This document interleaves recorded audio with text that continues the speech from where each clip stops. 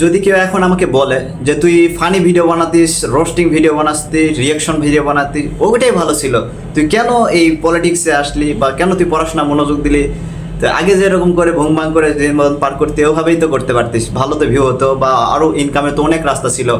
কিন্তু তুই এই পলিটিক্সকে বাছে নিলি, এরকম যদি কেউ এখন প্রশ্ন করে তো এটার অ্যান্সারে আসবে যে বাংলাদেশে এখন পলিটিক্স মানে হচ্ছে বিনোদন।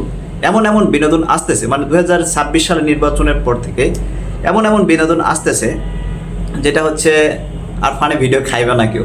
তো এই জন্য এখন সবাই পলিটিক্স দেখে, সংসদে কি হচ্ছে কাহিনী, রাষ্ট্রে কি হচ্ছে, কখন কি হচ্ছে, অঘটন ঘটে যাচ্ছে, তো এইগুলোই হচ্ছে এখন বিনোদনের মেন কাহিনী।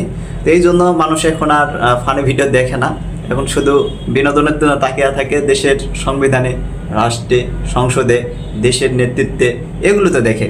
তো এই জন্য আমি ভাবতেছি যে ওই ফানির জগৎটা থেকে বের হয়ে যেতে আসি, এখন এই রাষ্ট্রের কিভাবে কাঠামোটা আরও মজবুত করা যায় এবং ফান থেকে কিভাবে একটা সিরিয়াস মাইন্ডে নিয়ে আসা যায় এবং দেশকে কিভাবে আরও এগোনো যায়, এটার একটা চিন্তাভাবনা করি এবং একটু করে টুকটাক করে স্টাডি করি। কিন্তু ওই রকম আমি হাই লেভেল স্টুডেন্ট না, আমি একদম লো বাজেটের স্টুডেন্ট। তবে চেষ্টা করি নিজের জায়গা থেকে সর্বোচ্চ চেষ্টা করি যে কীভাবে দেশ এবং দেশের মানুষকে পজিটিভভাবে দেখা যায় এবং কীভাবে পজিটিভভাবে এগোনো যায়। তো এইটাই চেষ্টা করি এবং আপনারা সবসময় দোয়া করবেন আমার জন্য। সবাই ভালো থাকবেন। আসসালামু আলাইকুম।